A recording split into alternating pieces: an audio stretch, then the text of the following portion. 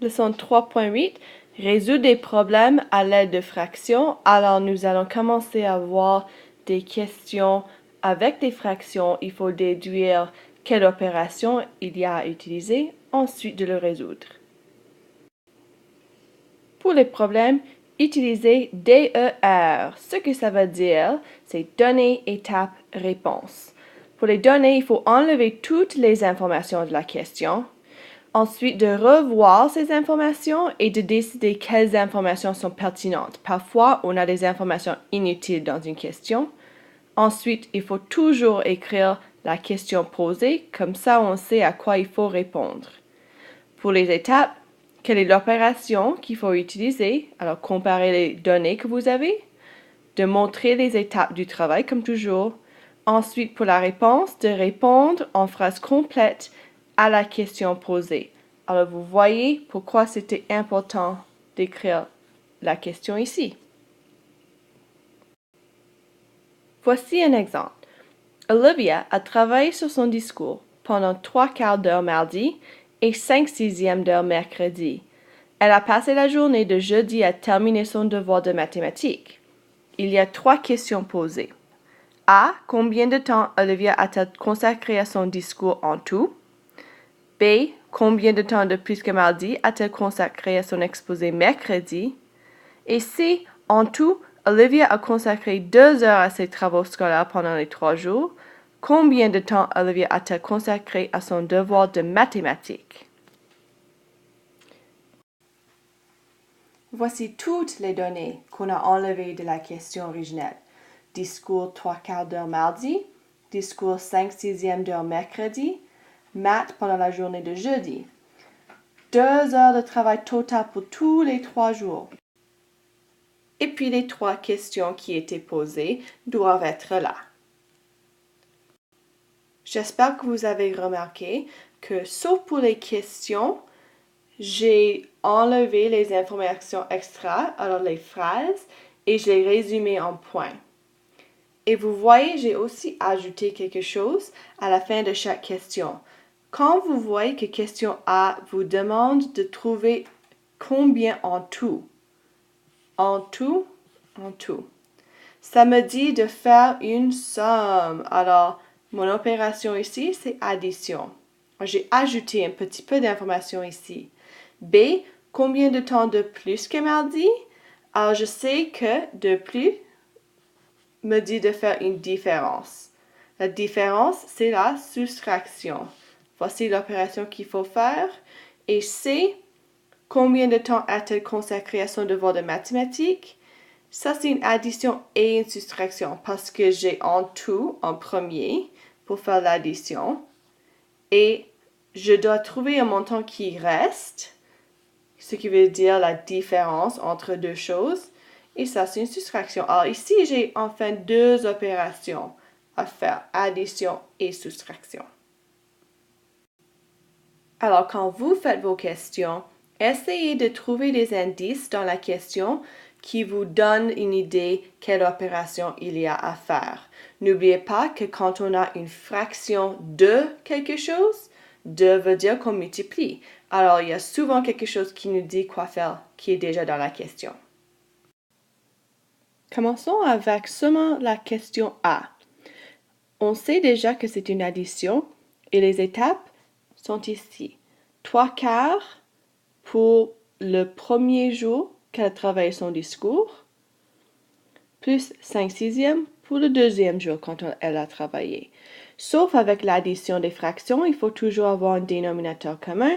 Alors 3/4 devient 9/12 en multipliant par 3/3 et 5/6 devient 10/12 en multipliant par 2/2.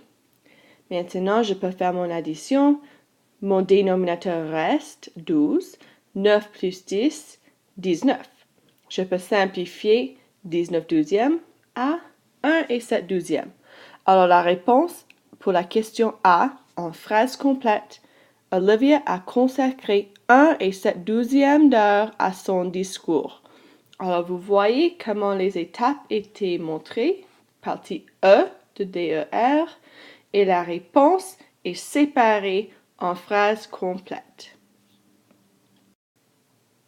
Pour question B, il a fallu trouver combien de temps de plus est-ce qu'elle a fait mercredi que mardi. Alors, on voit là, un jour, elle a fait 5/6, l'autre jour, 3/4. Nous sommes en train de faire la différence entre les 2 jours pour voir combien de plus elle a fait. Même chose, il faut prendre un dénominateur commun entre 6 et 4 qui est 12. Alors, j'ai 10/12 moins 9/12. Quand je fais la différence, l'ordre est important. D'habitude, le chiffre le plus grand va commencer et on va enlever quelque chose de plus petit, sauf si nous sommes en train de travailler avec des chiffres négatifs. Alors, 10 moins 9, 1. Dénominateur ne change pas, ça reste 12. Alors, voilà mes étapes. Et ma réponse, le mercredi, Olivia a travaillé 1/12 d'heure de plus que le mardi. Voilà ma phrase complète.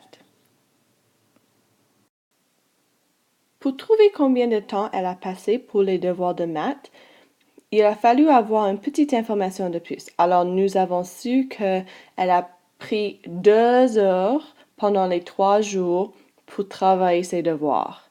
Alors, voici le 2 qui représente 2 heures. Et on sait combien de temps elle a passé pour ses devoirs de discours. Un jour, elle a pris 3/4 d'heure et l'autre jour 5/6 d'heure seulement pour le discours. Alors, si nous faisons l'addition de ces 2 jours de discours, nous pouvons savoir combien il y avait en total. Ensuite, on peut enlever ce montant du montant total qu'elle a passé sur les devoirs pour voir combien reste et ça va nous donner le temps qu'elle a pris pour les maths. Alors voilà, tout ce que je fais ici, c'est de répéter ce que j'ai fait avec l'addition des 2 jours pour la question A. 3/4 plus 5/6, dénominateur commun, 9/12 plus 10/12. Ça me donne 19/12. 2 moins 19/12, même chose, j'ai besoin d'un dénominateur commun. 2 devient 24/12. N'oubliez pas que quand vous avez un chiffre comme 2 ou n'importe quel chiffre qui n'a pas de dénominateur, il y a un dénominateur invisible qui est 1, parce que 2 divisé par 1 égale 2. Alors, la valeur d'un chiffre sans dénominateur, c'est juste qu'il y a un dénominateur invisible d'1. Alors, pour arriver à un dénominateur de 12, je dois multiplier ma fraction par 12/12. Alors, 2 fois 12, 24. 1 fois 12, 12. Alors, ça, c'est comment j'ai eu 24/12 de 2. Continuons. 24/12 moins 19/12, je fais la soustraction des numérateurs. 24 moins 19, j'ai 5. Mes dénominateurs ne changent pas. 5/12. Ma réponse, Olivia a consacré 5/12 d'heure au devoir de maths. Si je fais l'addition de toutes ces 3 parties, le 5/12 de maths, le 3/4 de discours, le 5/6 de discours, l'addition de ces 3 choses devrait égaler à 2 heures exactes. Félicitations Olivia, tes profs sont très fiers de tes habitudes de travail car tu as évidemment travaillé fort en classe et tu n'as pas eu trop à faire chez toi. Voici l'exemple que vous allez faire en utilisant DER. N'oubliez pas de le faire et de le décomposer dans les 3 parties comme je viens de vous montrer. La question. Andrew et Christian ont parlé de chat pendant 5 jours, presque sans arrêt. C'était lundi le 4 janvier à vendredi le 8 janvier. Ils ont dormi seulement 4 heures par soir car la conversation était si intense. Heureusement, Madame Chapal les a forcés à écouter ce qu'elle était en train d'enseigner, ce qui équivaut à 1/4 de chacun de ces jours. Daniel voulait savoir combien de temps de leur vie est-ce qu'ils ont gaspillé avec cette conversation. Alors, cliquez pause et essayez cette question vous-même en faisant DER. Voici toutes les données enlevées. Andrew et Christian, les 2 garçons, ont parlé de chat pendant 5 jours sans arrêt. Les dates étaient lundi, c'est 4 janvier à vendredi le 8 janvier. Ils ont dormi 4 heures par soir. Moi, Madame Chappelle, les a forcés à écouter mon enseignement un quart de chacun de ces jours. Daniel voulait savoir combien de temps de leur vie est-ce qu'ils ont gaspillé avec cette conversation. Tout est en point, sauf la question elle-même est exactement comme elle était. Maintenant, nous pouvons voir que toutes les données n'étaient pas nécessaires. Alors, j'ai enlevé les données extra et il nous reste seulement ce qu'il faut utiliser. Alors là, on voit les garçons parler. Ce n'est pas nécessaire de savoir qui a parlé nécessairement, mais 5 journées scolaires sans arrêt. Je n'ai pas besoin des dates. Les dates ne sont pas importantes. Dormir 4 heures par soir. Écouter l'enseignement un quart de chacun de ces jours. Puis, la question est toujours importante. Alors voilà, j'ai très peu d'informations à utiliser maintenant. J'avais un mélange des informations qui étaient données. Par exemple, ceux qui ont dormi, c'était 4 heures par soir, mais l'enseignement était un quart de chaque jour. Alors, je dois avoir des choses en commun. Comme nous sommes en train de travailler les fractions, je vais tout changer en fractions. 4 heures par soir. Alors, il y a 24 heures dans un jour. 4 heures de ces 24 étaient le temps qu'ils ont dormi.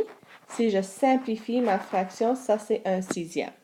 Alors, dans une journée, ils ont pris un sixième du jour à dormir, un quart à écouter l'enseignement. Alors, je vais additionner ces deux choses pour voir combien de temps dans la journée était dédié à seulement ces deux activités. Alors, un sixième plus un quart, dénominateur commun, 2 douzièmes plus 3 douzièmes. La réponse à ça, c'est 5 douzièmes, comme vous voyez ici. Mais avec des problèmes, il faut toujours penser logiquement. 5 douzièmes, oui, je peux avoir une fraction comme ça comme réponse, mais c'est plus logique d'utiliser 10 24e, de faire une expansion de la fraction. La raison pour laquelle, c'est qu'il y a 24 heures dans une journée, et si j'ai 10 24e, je sais que ça c'est 10 heures de la journée. Alors, de nos 24 heures dans un jour, 10 heures étaient dédiées à dormir et à écouter l'enseignement. Ensuite, 24 24e. Ça, c'est un jour au complet. 24 heures, des 24 heures disponibles dans un jour, moins les 10 heures qui étaient passées pour ces deux activités. Alors, j'ai 14 heures des 24 qui étaient passées pour la conversation des chats seulement. Combien de jours est-ce qu'ils ont fait ça? 5 jours. Alors, je vais multiplier les 14 heures passées à chaque jour par 5 jours. J'arrive à 70 heures des 24 heures, ou si je le simplifie, c'est 2 et 11 douzièmes. Pour répondre à cette question, évidemment, je vais reprendre la question qui était posée. Je réponds en phrase complète. Christian et Andrew ont gaspillé 70 heures ou 2 et 11 douzièmes de jour de 24 heures en parlant de chats. Presque 3 jours complets. Daniel était triste parce qu'il a aussi voulu parler de chats avec eux.